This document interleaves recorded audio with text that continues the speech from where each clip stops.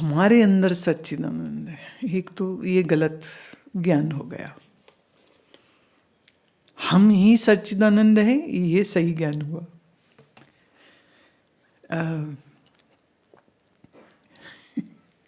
जैसे कोई, बहुत लोग बोलते हैं हमारी जो आत्मा है वो परमात्मा के साथ एक होती है, हमारी जो आत्मा है वो, तो मैंने एक हम हो गए, एक हमारी आत्मा हो गई जो परमात्मा के संग होती है। इसको हम कहते हैं बिगड़ा हुआ खिचड़ी ज्ञान, बिल्कुल असत्य, भ्रमित और नासमझी से भरा हुआ। हम और हमारी आत्मा ऐसा नहीं है, हम ही आत्मा है और अपने इस निज स्वरूप को विस्मृत हो गए हैं, भूल गए हैं और मन में छलके हुए चेतन को मैं मानते हैं। और ये भी बहुत लोगों के तो समझ भी नहीं आती है कि मन में कौन चेतन है जो छलक गया, ये भी बड़ी समस्या है। तो मोटा मोटी ये कह सकते हैं कि शरीर को ही मैं मानते हैं कि शरीर मैं हूं, इसलिए लगता है कि ये तो मैं हूं और अंदर एक आत्मा है जो सच्चिदानंद है। सो बिल्कुल असत्य है। हमारा वास्तविक स्वरूप देह नहीं है, इसलिए ना हम बालक हैं, न जवान हैं, न बूढ़े हैं, न लड़की हैं, न लड़का है, न स्त्री है, न पुरुष। इतनी भर बात अच्छे से समझ लग जाएगी तो कहानी थोड़ी आगे ठीक बढ़ जाएगी। ये जो मान रहे हैं ना, हमारे अंदर एक आत्मा है जो सच्चिदानंद है, जो मुक्त भी है, जो साक्षी भी है, जो दृष्टा भी है, ये गड़बड़ ज्ञान हो जाएगा। तो पहला निश्चय यह स्पष्टता होना चाहिए, देह में नहीं हूं। ये भव्य से हमने उस दिन पूछा, देर बाद आई आश्रम, तो हमने पूछा आप कैसे हो?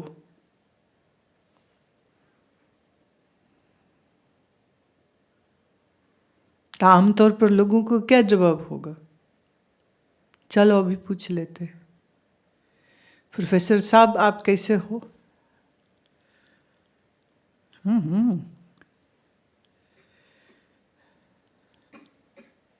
अरे मुस्कुरा रहे, बोलो तो, आप कैसे हो? अब देखो हम पूछ रहे हैं आप कैसे हो, वो बोल रहे हैं हमारा शरीर ठीक है। आप कैसे हो? अंतरिक्ष ठीक हूं। आप कैसी हो? लिली आप कैसी हो? जब हम पूछेंगे नीता कैसी हो, वो भी मुस्कुरा रही है। अरे बोल देना, दिन में पहली बार मिली हो, दिन भर मिली नहीं, कैसी है?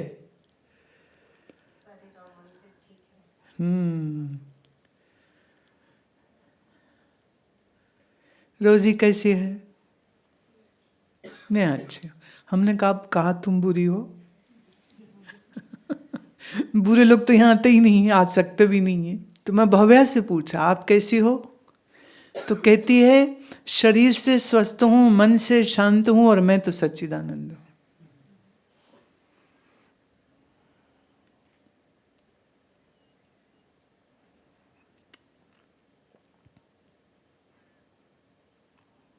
अब उम्र से बड़े पर अकल से छोटे लोग मूढ़मतीये, मनमतीये कह लो, अज्ञानी मती सब ऐसी जगह मैं ठीक हूं। कई तो ऐसे हैं वो कहते मैं ठीक ही नहीं हूं। क्यों? कहते मन में ये है, मन में वो है, मन में ये है, मन में वो है, इसलिए हम तो ठीक ही नहीं है। क्या ही बोलूं ना ऐसे लोगों को। पर सही भी है। अब तमोगुणी आदमी ठीक कैसे हो सकता है? जिसके मन में क्रोध है, अहंकार है, लालच है, कभी अच्छा नहीं हो सकता। पर उस दिन मुझे इसका उत्तर बहुत प्यारा लगा। अभी कितने साल की होगी भाव्या? 10, 10 साल की है। शरीर से स्वस्थ हूं, मन से शांत हूं, मैं तो सच्चिदानंद। ये क्लैरिटी आप उम्र से बड़े लोगों में आती क्यों नहीं है? मुझे ये नहीं समझ लगती। जितना उसने मेरे से सुना है, आप लोगों ने तो उससे बहुत ज्यादा सुना है। फिर भी या तो शरीर बन के जीते हो, और या मन के भावनाओं और वेगों और विचारों के दलदल में फंसे हुए जीते हो। ये इतनी सी बात है, वह इतनी स्पष्ट नहीं होती है। मैं देह नहीं हूं। ये जितने भी प्रमाणों से मैंने समझाई है बात, वो उतने सारे के सारे प्रमाण स्पष्टता आपकी बुद्धि में होने चाहिए। अजब बात यह है, देह का नाम, पढ़ाई लिखाई, रिश्ते, परिवार, संबंध, मन की स्टेटस, दुख सुख की, ज्ञान अज्ञान की, बुद्धि की स्टेटस, ये सबसे ही मुक्ति हो जाती है जब यहीं से शुरुआत होए कि देह में हूं ही नहीं।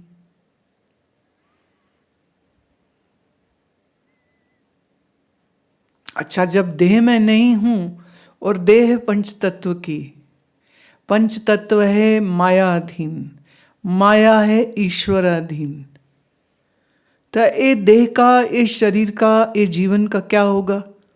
ईश्वर जाने।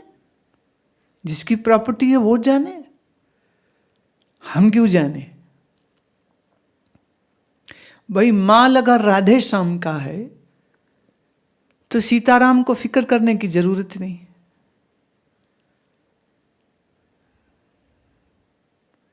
तो इस शरीर की मलकियत तो ईश्वर की है,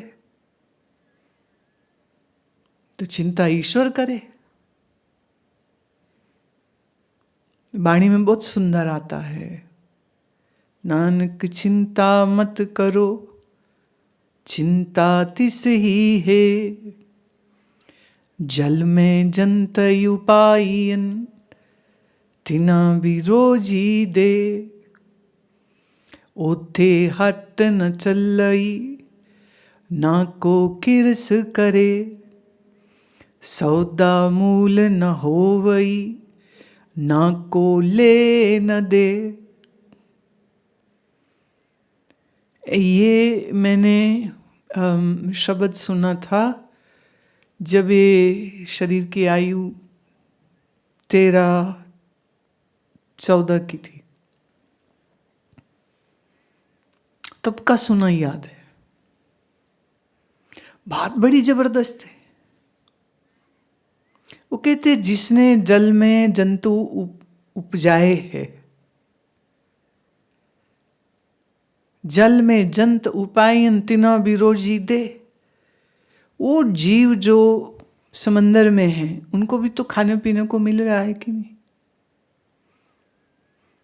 उथे हट न चली, हट माने दुकान, हट्टी, पंजाबी में हट्टी जिसे कहते, तो वहां कोई दुकानें नहीं चलती है समंदर में। सौदा मूल न हो वही, वहां कोई सौदा माने एनी प्रोडक्ट का सेल परचेज नहीं होता है, ना को ले न दे।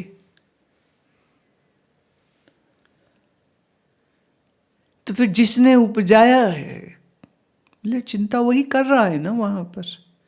तो आदमी है ना जो सोचता मैं कमाऊंगा तो खाऊंगा, मैं नहीं कमाऊंगा तो कैसे खाऊंगा।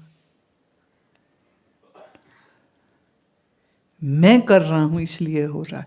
जिस जिस बुद्धि से सोच रहे हो मैं, और जिस जुबान से बोल रहे हो मैं, ना वो जुबान तुम्हारी है ना वो दिमाग तुम्हारा है।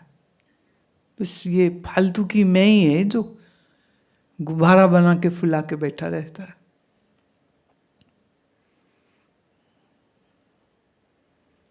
मैं ये करूँगा तो होगा, मैं नहीं ये करूँगा तो क्या होगा। तो ये मैं का जो उद्गम है, ये मैं जिस मन से निकल रही है, वो मन माया का हिस्सा है और मायापति ईश्वर है। पंच तत्व जिससे शरीर बना है उसका मालिक ईश्वर है। तुम्हारा तो ये है नहीं। खामखा में मैं मेरी कर रहे हो तुम।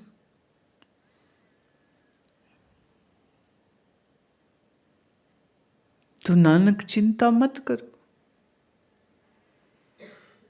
चिंता तिस ही है, ये उसी को शोभा देती है जो इस सारे माल असबाब का मालिक है। तुम नहीं हो। मैं, मेरा शरीर, मेरा परिवार, मेरा घर, मैं, ये तुम्हारी मैं ही तो तुम्हें मार रही है।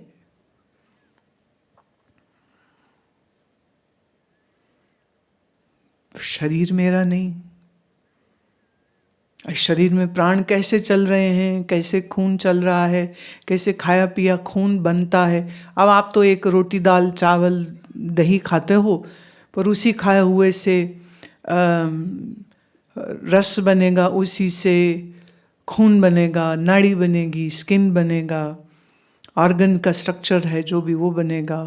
ब्रेन में अलग सेल्स हैं, पेनक्रियास में अलग हैं, लीवर में अलग है, और फिर आपके बड़ी और छोटी आंत में कितने बैक्टीरिया है। खाई तो रोटी दाल सब्जी, अब उसके किस हिस्से से खून बनेगा और किस हिस्से से मांस बनेगा और किस हिस्से से उसके ग्लैंड्स बनेंगे और चलेंगे और किस हिस्से से हार्मोन्स बनेंगे और रिलीज होंगे, आप सोचते हो?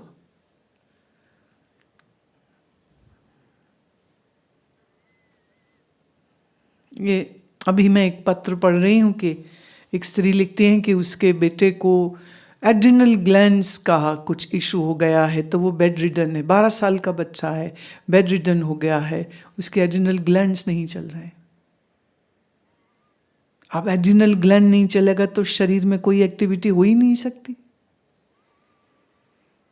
अब क्या है, देखो माँ बाप खाने को तो दे रहे हैं, लेकिन अंदर जाके क्या ऐसा विकार हो रहा है कि उसके ग्लैंड्स काम नहीं कर रहे हैं।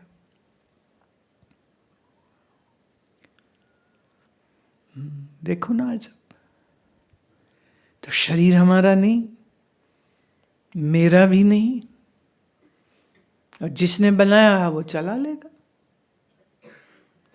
अब इस शरीर के अंदर उसने मन बुद्धि भी दे रखा है, तो मन बुद्धि की रही ट्रेनिंग करके फिर इसको उपयोग अच्छा तुम कर सकते हो, पर तुम दावा कैसे कर सकते हो कि ये तुम्हारा है? इतना बेसिक लेसन भी अगर पकड़ में नहीं आया है, क्या फायदा सत्संग सुनने का? तुम्हारी सारी चिंताएं, तुम्हारे सारे फिक्र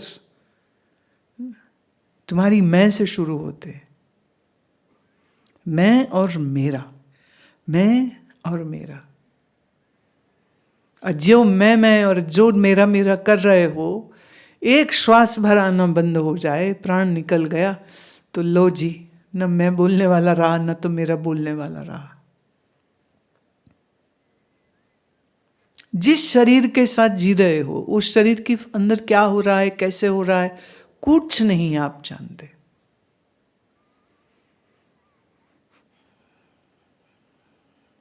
पर मैं बोलते हो इसको और मेरा बोलते हो इसका। वाणी में एक और बड़ा ही सुंदर शब्द है, मैं प्रभ सब किछ तेरा जी, मैं किछ नहीं, मैं किछ नहीं, मैं है ही नहीं कुछ, सब तो तेरा है, सब तेरा है, मेरा है ही कुछ नहीं। पराई अमानत है ये शरीर जो हमारे पास है। इस अमानत का बहुत ख्याल रखना चाहिए। इसका ठीक उपयोग करना चाहिए। इसके द्वारा, इंद्रिय के द्वारा, मन बुद्धि के द्वारा संसार का लेन देन व्यवहार सब कुछ हो रहा है। इसलिए शरीर को अच्छा रखिए, मन को अच्छा रखिए। कैसे अच्छा रखना, उसके लिए गुरु से जानो सीखो, शास्त्र से जानो सीखो, समझो और उसको अप्लाई करो।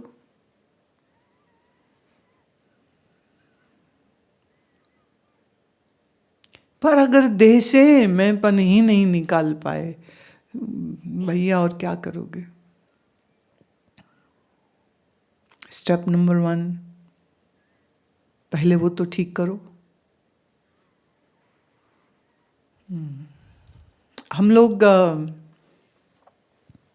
माता जी के साथ जो बैठते थे स्वामी, बाद में वो सन्यासी हो गए थे, पहले हम माता जी बुलाते थे उनको, तो वो बार बार बुलाते थे, हम शरीर नहीं शरीर से अलग, हम शरीर नहीं शरीर से अलग, हम परमात्मा के बच्चे, परमात्मा हमारा, हम उसके, शरीर हम है ही नहीं, शरीर हम है ही नहीं, शरीर हम है ही नहीं।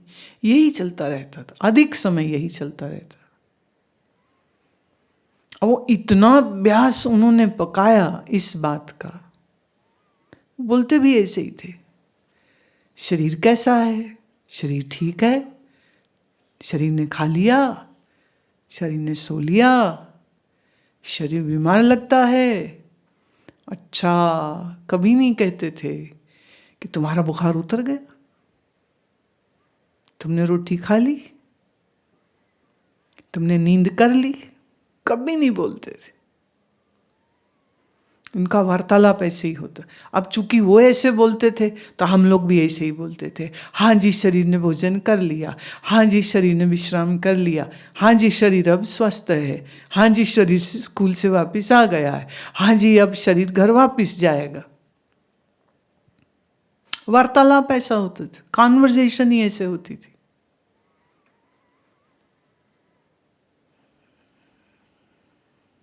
और यहाँ सालों सालों सत्संग सुनते सुनते ना कान घिस गए, पर इतनी बात दिमाग में नहीं पड़ी कि देह में नहीं है। मेरी मम्मी, मेरा पापा, मेरी मम्मी, मेरा पापा, मेरी बहन, मेरे बच्चे, मेरे मेरे मेरे। माने बकरा भी इतनी बारी मैं नहीं करता होगा जितनी बारी तुम लोग करते रहते। कब निकला तुम्हारे मुंह से? ईश्वर का, सब ईश्वर का, सब ईश्वर का।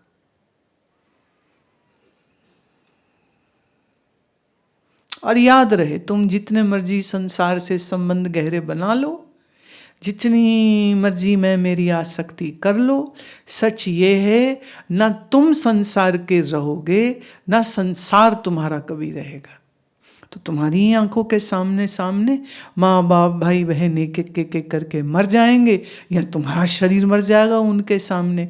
ना वो तुम्हारे साथ जल मरेंगे शमशान में जाके, ना तुम उनके साथ जाके जल मरोगे शमशान में। तो मेरा मेरा कहना तो फिर बेवकूफी नहीं तो और क्या है?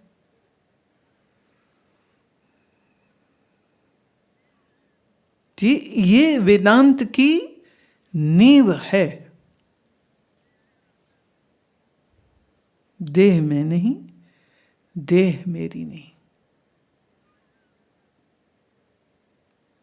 और तो फिर तुम कौन? ढूंढो। अब आपकी प्रॉब्लम क्या है? शरीर में हूं, ये आपको बड़ा क्लियर है। शरीर में हूं और आत्मा साक्षी होती है, ये सुन लेते। अब पक गई खिचड़ी।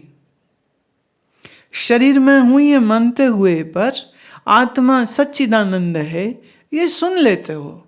लगता अंदर कोई होएगी आत्मा जो सच्चिदानंद होती है।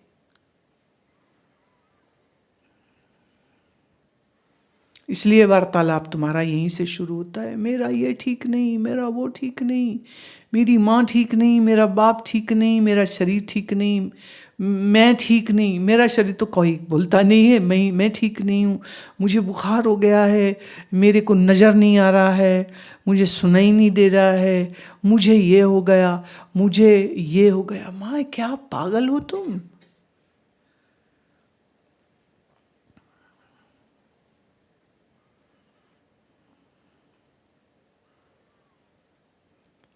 थोड़ा ये बिल्कुल बुनियाद है, ये बुनियाद है, फाउंडेशन है।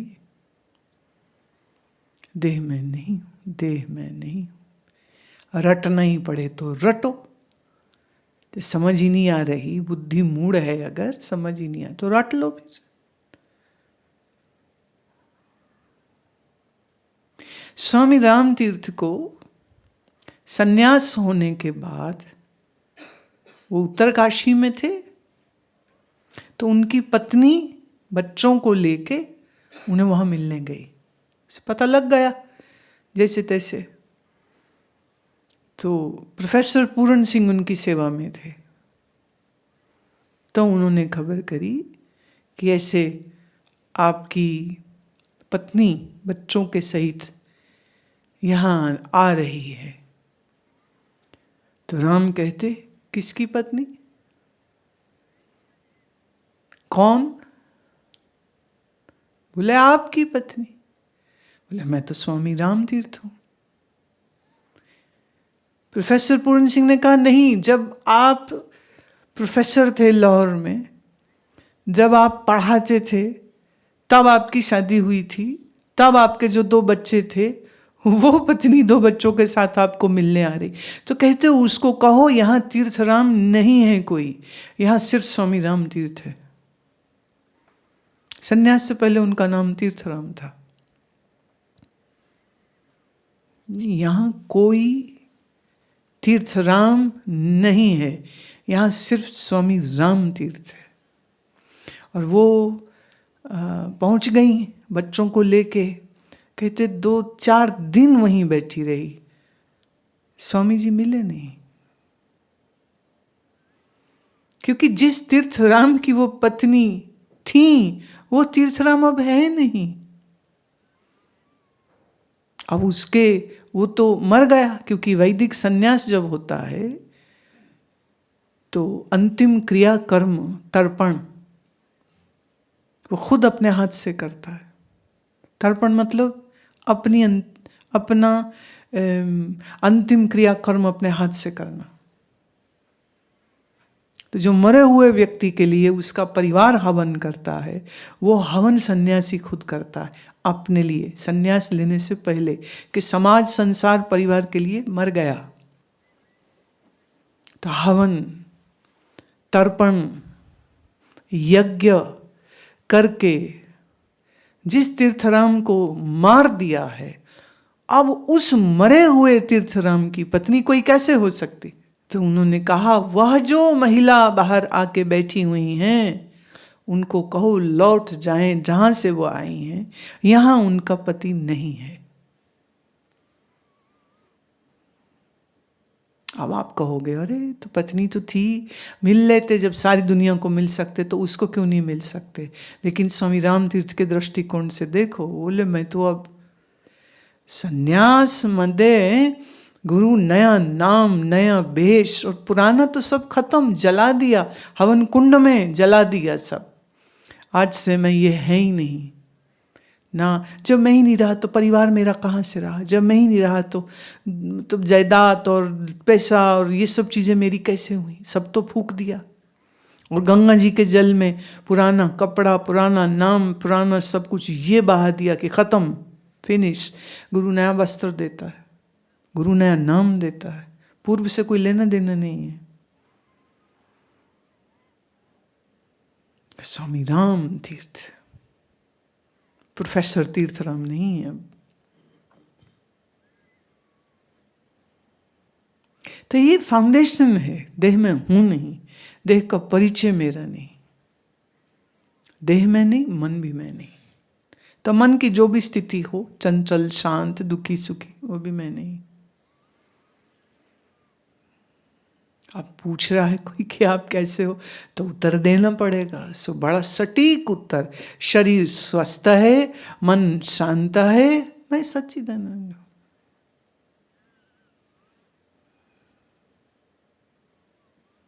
तो ये क्लैरिटी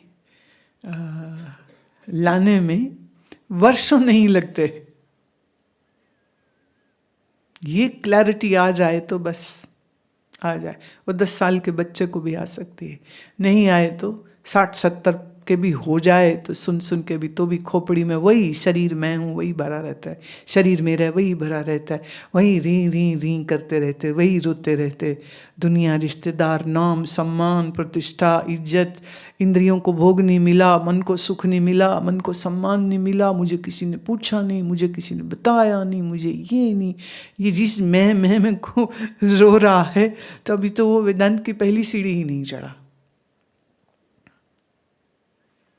कई बार होता है जब सत्संग के बाद कोई मिलता है मुझे राह में, तो कहेंगे 2 मिनट बात करनी, हाँ करो बोलो। तो वो ना मेरा ये है तो घर में ये हो गया, तो मेरा ये हो गया, तो मेरा वो हो गया, तो मेरा जी करता है कि मैं क्या करूं इन लोगों का। और वही लगता है, गधे को हीरा दे दिया, गधे को क्या मालूम हीरा क्या है, गधे को नहीं मालूम उसकी कीमत क्या है। क्या रोना रो रहे।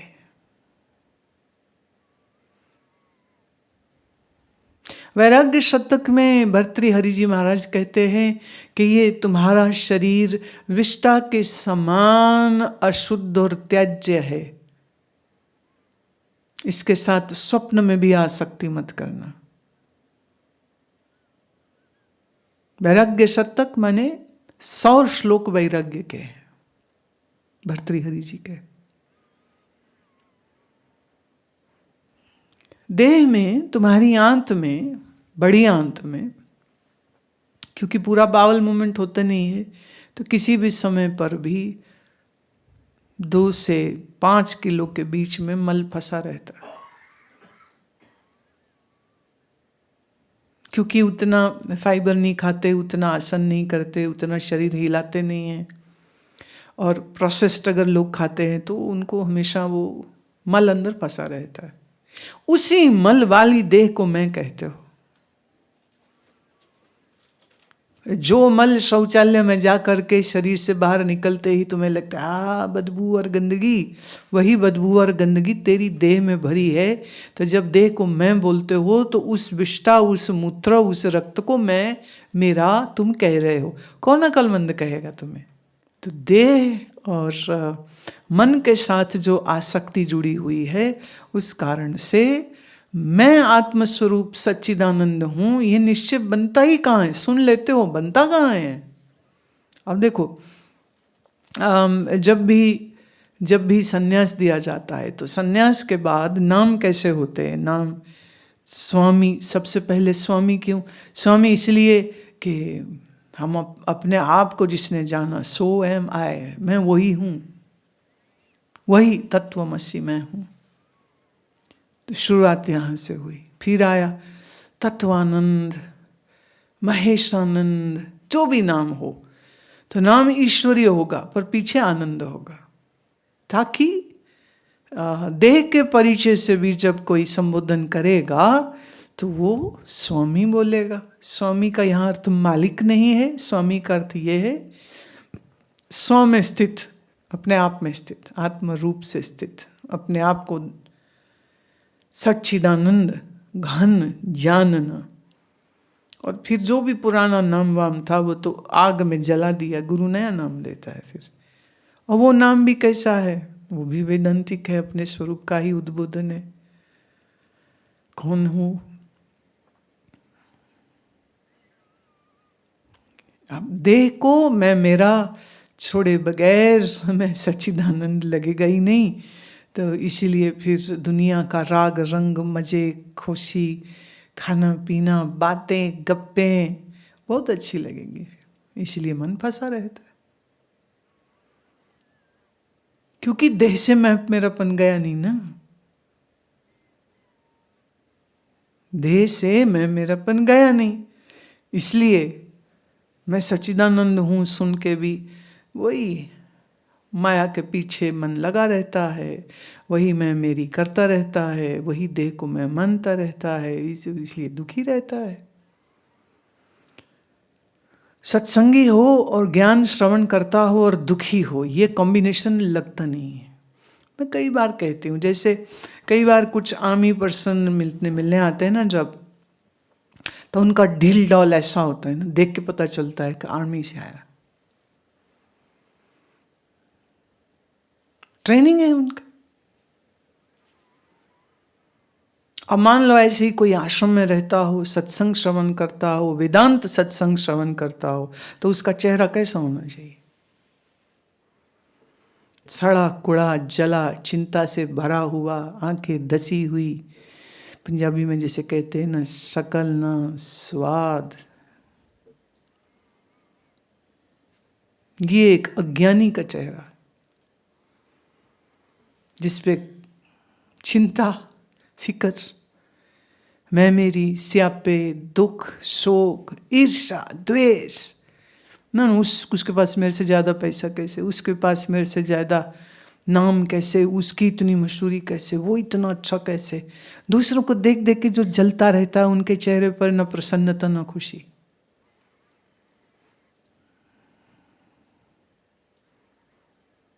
तो ऐसे ही जो जिनके दिमाग में कूड़ा करकट संसार का भरा रहता है, डिप्रेशन और चिंता और शोक, तो जैसा जला हुआ मन वैसी जली हुई शक्लें।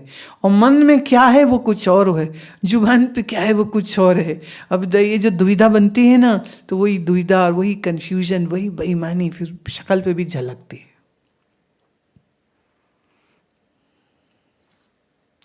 कभी गाय की आंख में झांक के देखो, एकदम निर्दोष, मासूम, शुद्ध आंखें। और किसी मनुष्य की आंख में झांक के देखो, झूठ, पर्दे, बेईमानियां, धोखे, चिंताएं, असमंजस, कंफ्यूजन भरी पड़ी हुई होती। इसलिए एक महात्मा को किसी ने पूछा, अरे महाराज तुम जंगल में रहते हो, वहां भी तो पशु पंछी होते हैं, तो हम मनुष्यों ने क्या बिगाड़ा, आप हमारे साथ ज्यादा वक्त क्यों नहीं बिताते? कहते बेटा, ये जो पशु पक्षी हैं ये निर्दोष हैं, शुद्ध हैं, राग द्वेष रहित हैं, चालाकियां नहीं है, झूठ नहीं है, दिखावे नहीं, बनावट नहीं है। तुम मनुष्यों में ये सब कुछ है, इसलिए जंगल में हम ठीक है। तो कहते महाराज आप नहीं रहेंगे साथ में तो हम लोग सुधरेंगे कैसे? बोले ये ठेका मैंने नहीं लिया, मेरा ठेका नहीं है ये। तुम्हें अगर लगे कि तुम कुछ गलत कर रहे हो तो सही कर लो, तो हम अपनी खोपड़ी खराब नहीं करेंगे।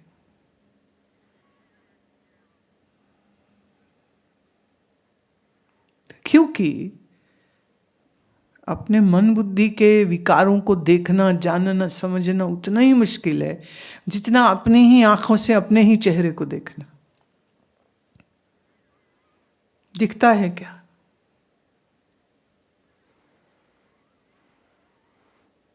तो जब चेहरा ही नहीं दिखता तो मन के विकार कहां से दिख जाएंगे? अजब चीज ये है कि मन में विकार होते हैं, पर इन्हीं विकारों के पीछे इतना बड़ा अहंकार होता है। आहा,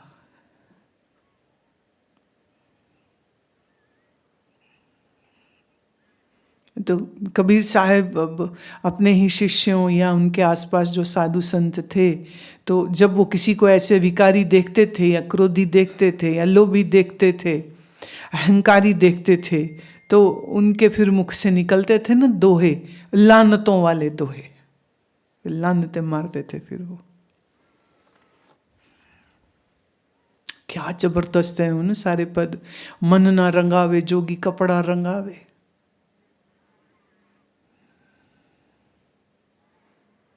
अलख न जगावे भीख मांगन जावे। उन्हें वो भिखारी कहते, भिखारी है ये, खाने पीने के लिए लाल कपड़ा पहन रखा है इसने, इज्जत मान मिल रही इसलिए लाल कपड़ा पहन रखा है इसने। सुधक्कड़ी है नहीं तो साधु काहे का, नम्रता है नहीं तो साधु काहे का। साधु का एक लक्षण स्वामी राम सुखदास जी कहा करते थे कि जो कभी मान न ले और हमेशा दूसरे को सम्मान दे, जिसके मन से कभी संतोष जाए नहीं, जिसके मन से सुमिरन कभी जाए नहीं, जिसके मन से ज्ञान की रोशनी कभी जाए नहीं, बोले वही साधु होता है। अब आप देख लो, आपकी खोपड़ी तो उल्टी है।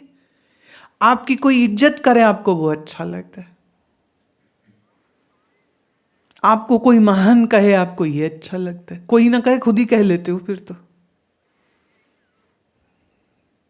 दिल की स्पष्टता शुद्धता है नहीं, दूसरों को अपने से आगे बढ़ता देख के जल जाते हो, अपनी कमी दिखती नहीं, विकार से मन भरा हुआ, अभिमान से मन भरा हुआ, त्याग तपस्या है नहीं तो साधु काहे का?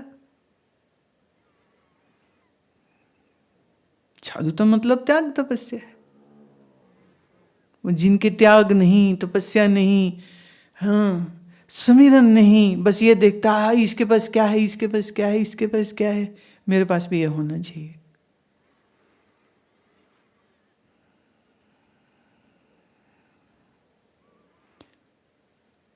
अपने मन को दोष मुक्त करना ये तभी संभव है जब पहले दोष है ये तो दिखे ना, पहले ये दिखना चाहिए, और फिर बहुत संयम से और बहुत श्रद्धा से और बहुत प्यार से और बहुत लगन से अपनी साधना को इस तरह से अच्छा करें कि हम इस योग्य हो सकें कि गुरु को शर्मिंदगी ना हो रही हो कि हम ऐसे निकम्मे निकल जाएं। जैसे वो एक गेट टुगेदर था, समारोह था परिवार का, तो एक बच्चा बड़ा ही चीखे चिल्लाए, प्लेटें तोड़ देवे, चीज़ें कर देवे, तो उसका बाप वहीं खड़ा था। तो पर वो ऐसे खड़ा था जैसे ना मतलब मैं क्या ही करूं अब। इतने में कोई आके कहते भाई कौन है इसका डैडी? तो वो जो डैडी था वो कहता पता नहीं कौन है, पता नहीं कौन है, मुझे नहीं मालूम, मुझे नहीं मालूम। इतने में पीछे से पत्नी आ गई, क्यों थी हद होगी, शर्म नहीं आती तुमको, अपने लड़के को ऐसे कहते हो? कहे ये मेरी औलाद लगी नहीं रही मेरे को, तू संभाल अगर तेरे से संभलता है तो ऐसी करतूत तुम्हारी नहीं होनी चाहिए कि तुम्हारा गुरु कह रहा हो ये मैं नहीं जानता कौन है ये।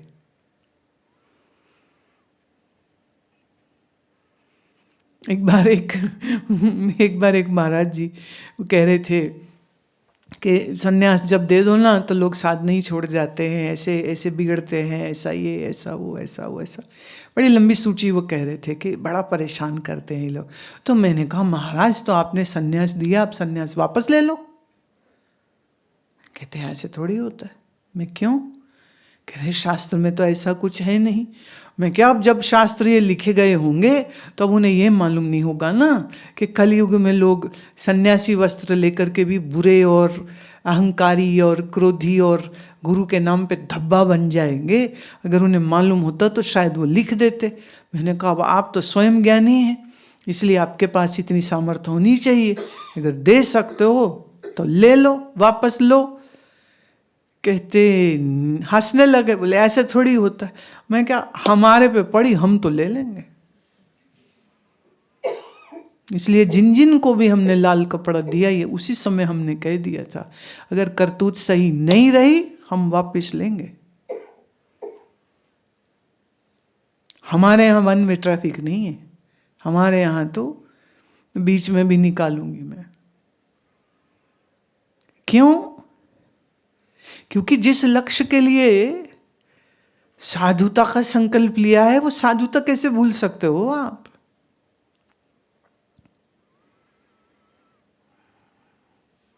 पीछे कोई मिले, कहते हैं हम तो 20 साल से आपके शिष्य हैं, हाँ बड़े, वरना ऐसे है, बड़ी तकलीफ में थे, ऐसे है ऐसे ऐसे ऐसे।